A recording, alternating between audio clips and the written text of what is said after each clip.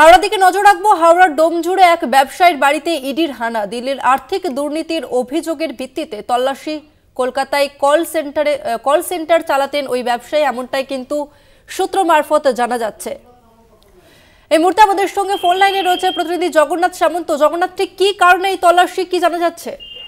দেখো, দিল্লি একটি আর্থিক তছরূপের অভিযোগ ওঠে এই টিপু সুলতান ব্যবসায়ী টিপু সুলতানের বাড়িতে আজ সাত সকালে 5 সদস্যের একটি টিম ইডি হানা দিয়েছে এবং তল্লাশি চলছে। সাত সকালে বাইরে কেন্দ্রীয় বাহিনী দিয়ে পুরোপুরি ঘিরে রেখা দেওয়া হয়েছে এবং তল্লাশি সকাল থেকে ভেতরে বিভিন্ন নথিপত্র খুঁটিয়ে দেখা এবং ব্যাংকিং যে সমস্ত জালিয়াতি হয়েছে সেই ব্যাংকিং কাগজপত্র খতিয়ে দেখা হচ্ছে। তবে জানা যাচ্ছে গত 4 বছর ধরে এই আবাসনে আছেন এই টিপু সুলতান এবং তিনি দিল্লির একটি আর্থিক তছরূপের অভিযোগ তার বিরুদ্ধে উঠেছে। তিনি 5 বছরে টিম প্রবেশে বাইরে কেন্দ্রীয় বাহিনী যেরকম রয়েছে সেরকম ভেতরেও তল্লাশি চলছে ইডির এবং একটি কল সেন্টার চালানো, সেই কল সেন্টারে কিভাবে চালানো হতো এবং আর্থিক লেনদেন কিভাবে করা হতো এবং সেই পুরো বিষয়টা ইডি এই মুহূর্তে খতিয়ে দেখছে। তবে সকাল থেকে জোরদার তল্লাশি চলছে ইডির এবং ইডির যে সদস্যরা বারবার বাইরে বেরোতেও দেখা যাচ্ছে এবং ভেতরে কাউকে ঢুকতে দেওয়া হচ্ছে না এই মুহূর্তে। এবং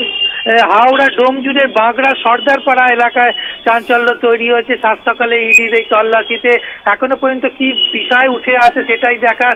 তবে দিল্লিতে আর্থিক তছরূপ এবং ব্যাংক জালিয়াতির বিষয়টাই এই তদন্তে উঠে আসছে, যে লক্ষ লক্ষ টাকা ব্যাংক জালিয়াতি করা হয়েছে। সেই জালিয়াতির অভিযোগেই এই তল্লাশি এবং গ্রেপ্তার হয় কি অন্য বাজেয়াপ্ত সে বিষয়টা পরবর্তীকালে দেখা। তবে এই মুহূর্তে ইডির তল্লাশি চলছে। বেশ জগন্নাথ, তুমি নজর রাখো। তবে আপাতত ধন্যবাদ তোমাকে।